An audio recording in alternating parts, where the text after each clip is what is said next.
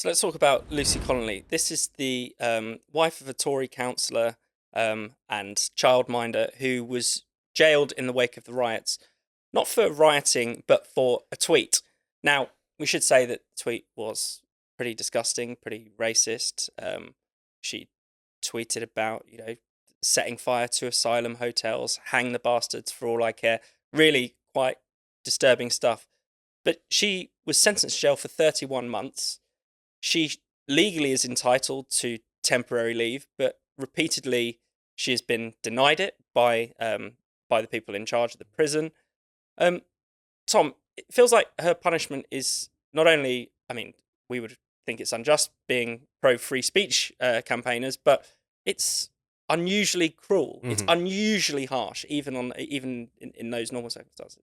No, exactly. I think Alison Pearson's big sort of expose on this really lays out in detail the level of harshness, the level of injustice in terms of not being granted the ability to go home, despite being quite clearly not a threat to Mm, those around her. It is, of course, worth saying, as you suggest, that the tweet itself was obviously despicable, not so much calling for, but certainly reveling in the prospect of migrant hotels being set on fire. No one should defend that statement.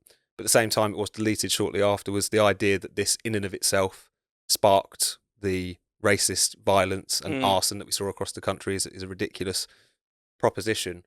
And particularly when you stack it alongside the completely skewed approach that it shows. I mean, people often compare, when we're talking about sort of two-tier justice, people being locked up on social media in comparison to other things. I mean, if you take just the context of immediately after Southport, and Ian Akerson wrote a piece for us about Lucy Connelly this week, where he points out that there was someone who was engaged in a riot yeah. in Southport, targeting that mosque, who received a lesser sentence Mm, than Lucy Connelly did.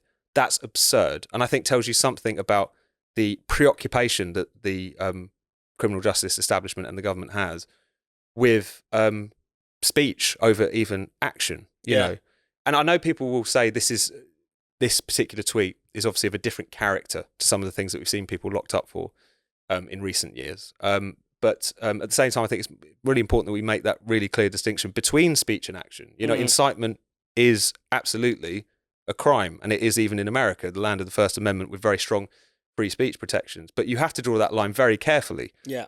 In America, they're very clear on the basis of all the kind of jurisprudence they've built up over the years that if for something to be incitement, it has to actually be incitement. This is about where you're moving from pure speech into actually essentially commissioning and encouraging and calling for criminal acts, that it has to be something which is both intended and likely to cause imminent lawless action. Mm, Can we really say that about someone jabbering darkly into the Twitter sphere before deleting the tweet a couple of hours later? Obviously not.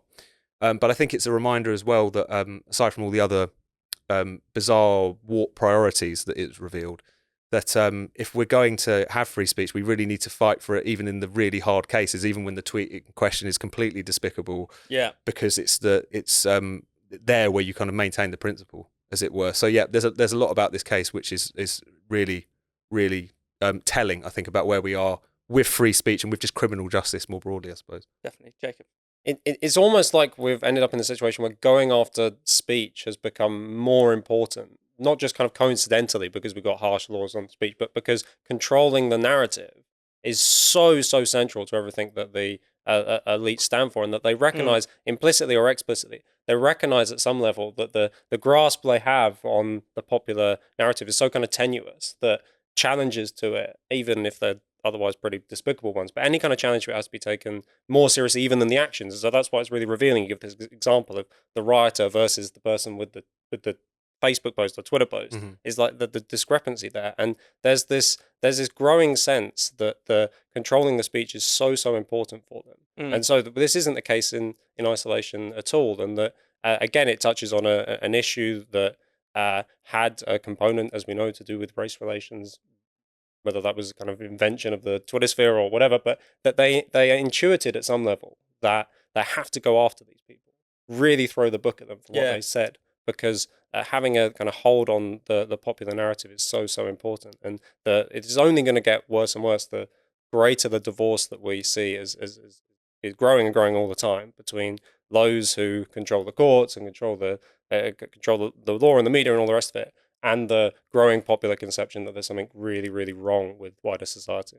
I thought it was interesting that the judge in Lucy Connolly's case made a point of insisting and stating blankly that it is a strength of our society that it's diverse and inclusive, which is an unusually political statement to make when sentencing someone. No, absolutely. And it's worth saying that I suppose part of this is the fact that the way in which the British state kind of responds to riots is part of the picture here. So back in 2011, there were some crazy cases. I mean, of course, people who were engaging in the rioting and looting should have been sent to prison. And there is often this kind of hyperactive response in the midst of unrest to come down very hard and very quickly on those involved in it, because you're trying to stop the contagion, you're trying to kind of tamp out the fire, whatever, we understand that. But even where it was things like 2 teenagers who were given an remarkably long sentence in the wake of 2011 because they'd set up a Facebook event for a riot that never actually took place. Yeah. Just a couple of idiots. And we see that repeated here. But it is obviously given this much more charged political context, as you say.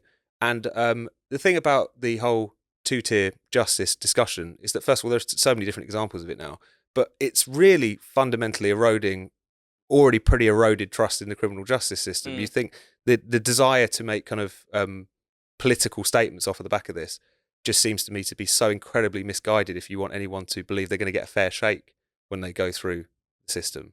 And there's cases of many people, I'm sure, that they'll come out of the wash in the months ahead because so many people pled guilty to a lot of those speech-related offences in the wake of Southport. But the ones where they didn't, like cases like Jamie Michael, who was represented by the Free Speech Union, also by Luke Gittos, who's one of our columnists, where he posted a video in the wake of Southport which didn't contain any incitement to racial hatred whatsoever. I mean, he seemed to have heard the rumour that was later debunked that Southport was the work of a Muslim asylum seeker, but he was just talking about the need to deal with the radicalised idiots in society and that we need to have a meeting or whatever.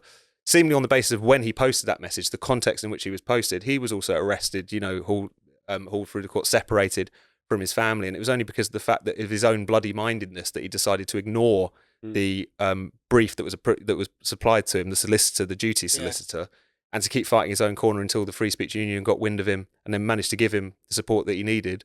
Ends up being acquitted in a matter of minutes when it gets to actually a jury. So there's going to be, even though this is the Lucy Connelly case is one, there's going to be so many more of people who didn't even engage in that kind of horrendous, hateful rhetoric about burning migrant hotels or whatever, who genuinely were just voicing reasonable concerns. Though a lot of those stories are going to come out in the wash, as I say, as more appeals take place and as more of these cases come to light.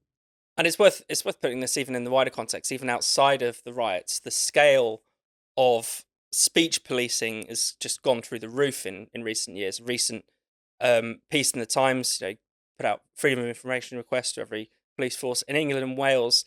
It's now 30 people a day who the police are arresting just for online speech, just under 2 particular laws. And, that is a rise of 58% since before the pandemic.